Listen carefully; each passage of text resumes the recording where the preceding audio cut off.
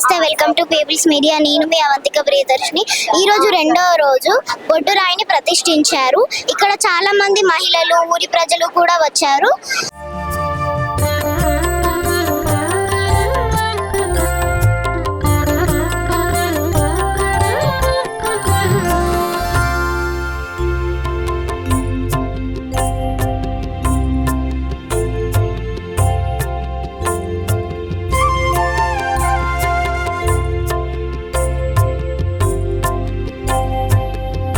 బొడ్రాయి అది కేవలం రాయి కాదు, ఒక గ్రామం తన గతాన్ని గుర్తుంచుకునే పద్ధతి. మనం ముందుకు పరిగెత్తే కాలంలో వెనక్కి చూసి మన మూలం ఎక్కడుందో చెప్పే గుర్తు. బొడ్రాయి గ్రామ కథ చెబుతుంది. అక్కడే ఉన్న చెట్టు ఒక జ్ఞాపకాన్ని మోస్తుంది. పల్లెనేల మనుషుల్ని వారి మనసుల్లో కలుపుతుంది.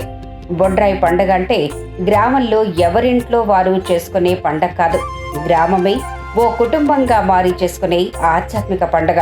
అందుకే తెలంగాణ సమాజంలో బొడ్రాయి పండుగకు ఒక విశిష్టత ఉంది. రాజన్న సిరిసిల్ల జిల్లా ముస్తాబాద్ మండలం తెర్లు మధ్యలో బొడ్రాయి ప్రతిష్ఠా వేడుకలు అంగరంగ వైభవంగా కొనసాగుతున్నాయి. శుక్రవారం ప్రారంభమైన వేడుకలు 3 రోజుల పాటు కొనసాగాయి. ఆదివారం ముగియనున్నాయి. 3 రోజులుగా వేద బ్రాహ్మణోత్తముల మధ్య మంత్రోచ్చారణలతో గ్రామం పులకించిపోయింది. తొలి రోజు బొడ్రాయి విగ్రహాలతో గ్రామంలో శోభయాత్ర నిర్వహించగా, రెండవ రోజు మహిళలతో విగ్రహాలకు జలాభిషేకాన్ని నిర్వహించారు.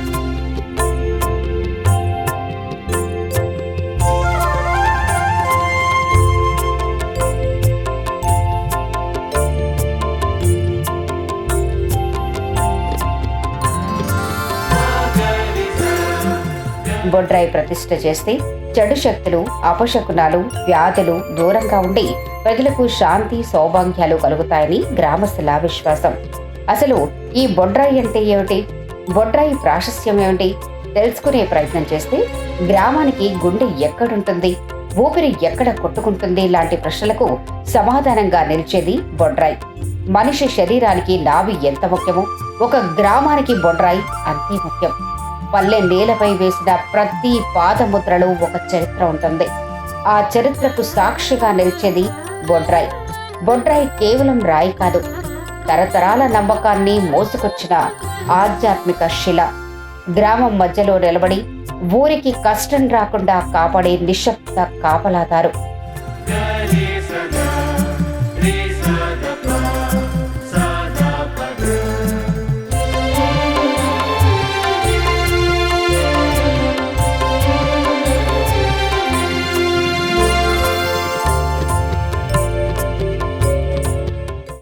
ఇప్పుడే బొడ్డురాయి ప్రతిష్ఠ అయిపోయింది.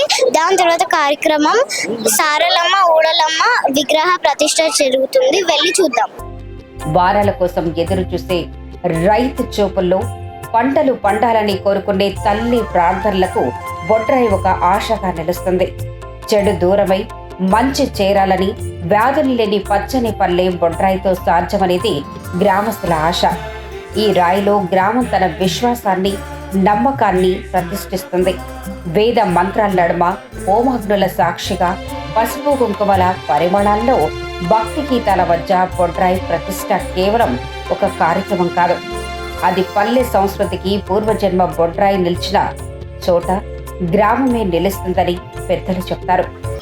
ఎందుకొరకు ఈ ప్రతిష్ఠ చేస్తారు? ఈ ప్రతిష్ఠ ప్రతి గ్రామంలో కూడా దీన్ని మన యొక్క జానపద భాషలో బొడ్రాయి అంటారు. కానీ వాస్తవంగా దీన్ని నాభిశిల అని పేరు. నాభిశిల అనగా ప్రతి ఒక్క మానవుని యొక్క శరీరంలో కేంద్ర బిందువు అనేది ఒకటి ఉంటుంది, అదే నాభి. అదే జీవాత్మ యొక్క స్థానం అని కూడా మనకు శాస్త్రాలు చెప్తున్నాయి. అదేవిధంగా గ్రామం లోపల ఎన్ని గ్రామ దేవాలయాలున్నా ప్రతి గ్రామంలో ఆంజనేయ స్వామి దేవాలయం లేదా శివాలయం, రామాలయం, ఇంకా గ్రామ దేవతలైనటువంటి పోచమ్మ మొదలైన దేవాలయాలు ఉంటాయి. కానీ ఇవన్నీ గ్రామాన్ని రక్షించేటి అందులో ఏ విధమైనటువంటి యొక్క సందేహం లేదు. కానీ గ్రామ మధ్యలో ఉండేటువంటి దాన్ని బొడ్రాయి అంటారు. ఈ బొడ్రాయి నాభిశిల గ్రామంలో ఏ విధమైనటువంటి ఉపద్రవాలు లేకుండా గ్రామమంతా సమైక్యంగా ఉండేటట్టుగా, మహామారి దుర్భయాలు లేకుండా, పూర్వంలో వచ్చేటువంటి శీతల జ్వరాలు లేక కలరా మొదలైన వ్యాధులు రాకుండా, స్మాల్ పాక్స్ అంటారు కూడా, అవి అమ్మవారు, అటువంటి యొక్క వ్యాధులు రాకుండా మన గ్రామాన్ని కాపాడుతుంది. అందుకోసం ఈ నాభిశిలను శీతలాదేవి రూపంలో ప్రతిష్ఠించి ఆచరించి పూజించే సంప్రదాయం మన యొక్క భారతదేశంలో కొనసాగుతుంది. అన్ని గ్రామాలలో ఉంటుంది. యావత్ భారతదేశంలో ఈ నాభిశిలను పూజించేటువంటి ఆచారం ఉంది. మన తెల్లుమతి గ్రామంలో ఈనాడు నాభిశిలను ప్రతిష్ఠించారు. ఇప్పుడే ప్రతిష్ఠ అయిపోయింది. ఆ తర్వాత ఇప్పుడు ప్రాణ ప్రతిష్ఠ, ఆ తర్వాత న్యాసాలు, హోమం, పూర్ణాహుతి, తర్వాత కుంభాభిషేకం మొదలైన కార్యక్రమాలు ఇంకా జరగవలసి. ఒక రాయి చుట్టూ గ్రామమంతా చేరి ఒకే ప్రార్థన చేసినప్పుడు అది కేవలం భక్తి మాత్రమే కాదు, ఐక్యతకు రూపం కూడా. నేటి సమాజంలో మర్చిపోతున్న మూలాలను గుర్తు చేస్తూ మన పల్లె గుండెల్లో కొట్టుకునే లయబద్ధమైన స్వరమే బొడ్రాయి. అందుకే బొడ్రాయి ప్రతిష్ఠ అంటే కేవలం రాయిని నిలబెట్టడం కాదు, ఒక గ్రామం తన ఆత్మను, తన చరిత్రను, తన భవిష్యత్తును నిలబెట్టుకోవటం. రెండవ రోజు బొడ్డురాయి ప్రతిష్ట అయిపోయింది. ఎలా ఉంది ఏంటి అని తెలుసుకునే ప్రయత్నం చేద్దాం. రెండో రోజు బొడ్రాయి కార్యక్రమంలో ప్రతిష్ట ముఖ్యంగా చెప్పుకోవాల్సింది ఏంటి అని అంటే బొడ్రాయి ప్రతిష్టాపన కార్యక్రమం అని చెప్పుకోవచ్చు. మీరు ఇక్కడ చూసినట్టుంటే ఊర్లో దాదాపు ఇంటింటి నుంచి ఆడపడుచులు కావచ్చు, ఇంట్లో నుంచి అందరూ కూడా ఈ బొడ్రాయి ప్రతిష్టకు అందరూ కూడా హాజరు కావడం జరిగింది. అదే విధంగా బొడ్రాయి ప్రతిష్ట అనంతరం 9 గంటలకు జరిగింది బొడ్రాయి ప్రతిష్ట. ఎగ్జాక్ట్ గా అంటే మంచి ముహూర్తంలో 9 గంటలకు బొడ్రాయి ప్రతిష్ట అనేది జరిగింది. ఇప్పుడు బొడ్రాయి ప్రతిష్ట తర్వాత మనకు హోమ కార్యక్రమం ఉంటుంది. హోమ కార్యక్రమం 2-2:30 గంటలు హోమ కార్యక్రమం ఉంటుంది. హోమ కార్యక్రమం అనంతరం ప్రతి ఇంటి నుంచి అంటే గ్రామంలో ఉన్నటువంటి ప్రతి ఇంటి నుంచి కూడా మంగళహారతులు, అదే విధంగా కొబ్బరికాయ తీసుకొచ్చి బొడ్రాయికి సమర్పించుకోవాలని చెప్పి అందరికి చెప్పడం జరిగింది. రేపటి కార్యక్రమం వచ్చేసి రేపు బోనాల కార్యక్రమం ఉంటుంది. బోనాల కార్యక్రమంలో అందరి కులాల నుంచి బోనాలు తీయడము, ఆ తర్వాత సరిగేయడము, ఈ కార్యక్రమాలన్నీ కూడా ఈ బొడ్రాయితోని సరిగేయడం అనే కార్యక్రమంతో పూర్తి అవుతుంది. దీంట్లో మాకు ముఖ్యంగా మా గ్రామ ప్రజలకు ప్రత్యేకంగా కృతజ్ఞతలు చెప్పుకోవచ్చు. ఎందుకంటే ఎంత సాఫీగా, ఎంత బాగా అందరూ కూడా పాల్గొని ఒక పండగ వాతావరణాన్ని ఊర్లో ఒక పండగ వాతావరణాన్ని కల్పించి అందరికీ కూడా ప్రత్యేకంగా కృతజ్ఞతలు తెలియజేస్తా ఉన్నాను. ముఖ్యంగా మా తెల్లుమతి ఆడపడుచులకు అందరికీ కూడా ప్రత్యేకంగా పాదాభివందనాలు తెలియజేస్తున్నాను. ఎందుకంటే వాళ్ళందరూ కూడా మా అతిథులు. బయట నుంచి పనులన్నీ వదిలిపెట్టుకొని ఇక్కడ బొడ్రాయి కార్యక్రమాన్ని ఏర్పాటు చేస్తున్నాం అనగానే వాళ్ళు ఎక్కడి నుంచో పోయి ఒక రాగి సర్వలు తీసుకొచ్చి వాటితో నీళ్లు పోసి ప్రత్యేకంగా 2 రోజుల టైం కేటాయించుకొని ఇంత కార్యక్రమానికి ఇంత అందం క్రియేట్ చేసినటువంటి ఆడపడుచులకు అందరూ కూడా ప్రత్యేకంగా కృతజ్ఞతలు తెలియజేస్తున్నాను. చివరిగా గ్రామ ప్రజలందరూ కూడా ప్రత్యేకంగా కృతజ్ఞతలు. ఎందుకంటే అందరి పాత్ర ఇందులో ఉంది. అందరము మనిషికొక చేస్తేనే ఈ కార్యక్రమం ఇంత హైలైట్ అయింది. కాబట్టి అందరు కూడా ప్రత్యేకంగా కృతజ్ఞతలు తెలియజేస్తా ఉన్నాం.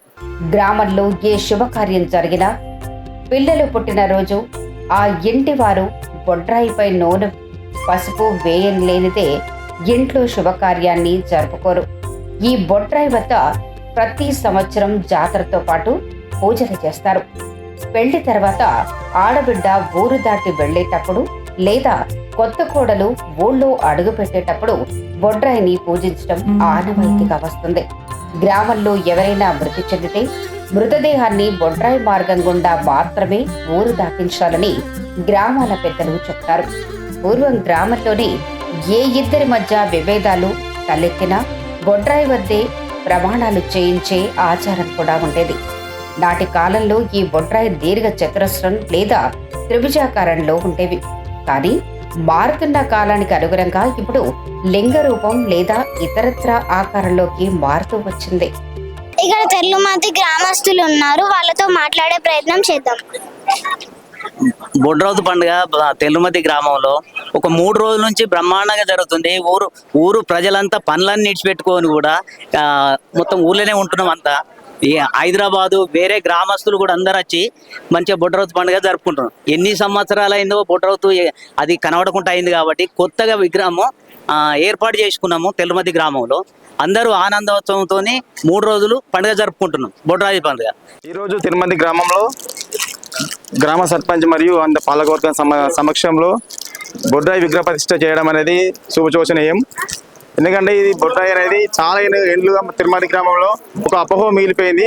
అలాంటి అపోహను ఈరోజు గ్రామ సర్పంచ్ బైద్య దుర్గం ఆధ్వర్యంలో ఈ గ్రామంలో యొక్క యోగ సంక్షేమాలు దృష్టిలో పెట్టుకొని అనేక కార్యక్రమాలతో పాటు ఈ కార్యక్రమాన్ని కూడా ముందు చేసుకొని విజయవంతంగా కంప్లీట్ చేసినందుకు ధన్యవాదాలు తెలియజేస్తా ఉన్నాం గ్రామం తరఫున.